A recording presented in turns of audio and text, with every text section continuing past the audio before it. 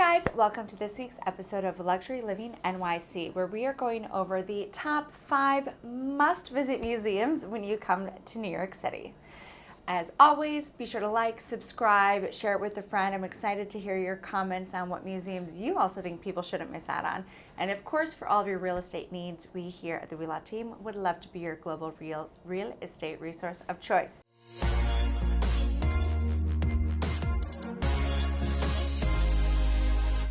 Number 5, we are going to start with the Met. And quite frankly, it should come first because it's fabulous. We always know in May you have the Met Gala. But that's not why you're watching this. You're watching this because of what it has to offer. So the Met is a fabulous, fabulous museum. It's on the Upper East Side. The Met Museum can be found on 5th Avenue between 80th and 84th. It is a mammoth. You should definitely go there a couple times. By the way, when you live here, you can pay what you want, which is a fun little fact for most of these museums that we're going to talk about today. But the Met stands for the Metropolitan Museum of Art, and it has, it's like 4 floors of everything you can imagine. It's also a gorgeous building. It was founded in 1870, and it is one of the world's largest art museums, not to be missed for sure. You definitely want to check out the Egyptian wing. It's pretty fun. I was actually there for an event once and they had everything up in the Egyptian wing, which was super cool. Highly recommend it. If you can go to any of the events there, do. And the Met also offers guided tours as well as self-guided tours. So if you want, they have those fun things you can follow with your phone, or of course you can always go with the guide there and they can tell you everything as well. But definitely plan a lot of time because it is ginormous a lot of time when you go to the Met. Number 4, we are going to talk about the MoMA, which is, of course, the Modern Museum of Art. And that one is located on 53rd Street. It's actually next to one of my favorite buildings. We always call it the MoMA, 53 West 53rd. Anyways, definitely check out the MoMA. Again, that's going to be your modern artwork. I think the big difference between them and the Met, besides the size, is the fact that it's all modern. They also have these beautiful gardens that you should go walk around. They have these sculptures in it. They're always doing exhibits. They also have a fabulous store if you're thinking about what to get somebody, maybe even for the holiday season.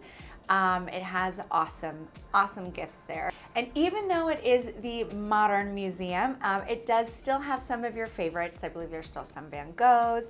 There's some Gauguins there, some Monets. So definitely go check it out. It still has some classics. But it was established in 1929, so it's definitely newer than the Met. Okay, and now number 3, we're going to the Natural History Museum. So the Natural History Museum, oh my gosh, first of all, it's iconic because you have all of the dinosaurs that come awake at night. We all know that was basically a documentary, that movie. Anyways, so if you want to go check out the dinosaurs, I believe they're on the 4th floor, and of course T-Rex when you enter.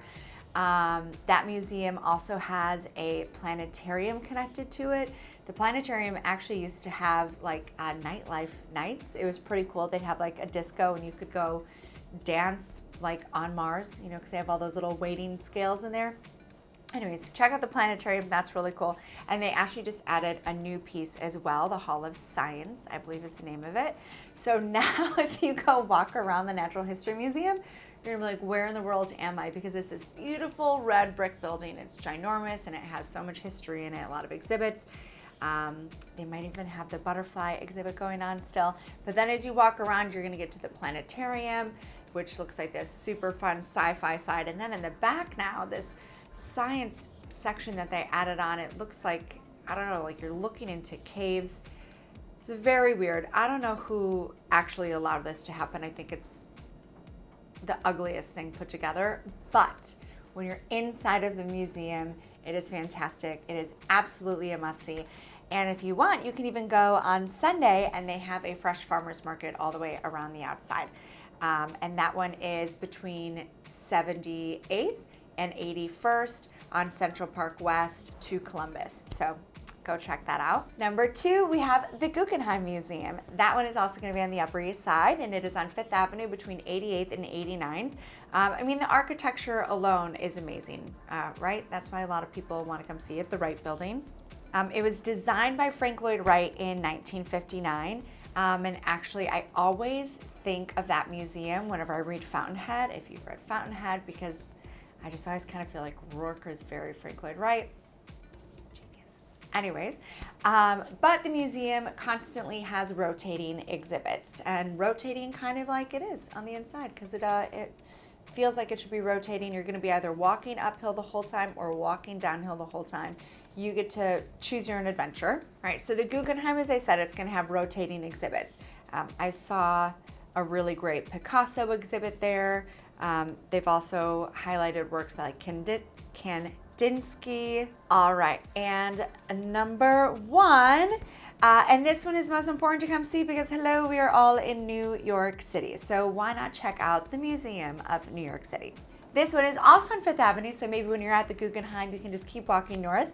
It is on Fifth Avenue between 103rd and 104th in East Harlem. This museum surprisingly was founded in 1923. I actually didn't hear about it until recently, so I had no idea it has been there for so long. But it's supposed to be pretty freaking awesome to go check out. So it's gonna have some really cool exhibits in it, and a lot of those exhibits are focused around what New York City started as, which if you didn't know was farms. And then what it has turned into today. So it has a lot of stuff about the growth of the city, what it used to look like. There's some fascinating photos in there.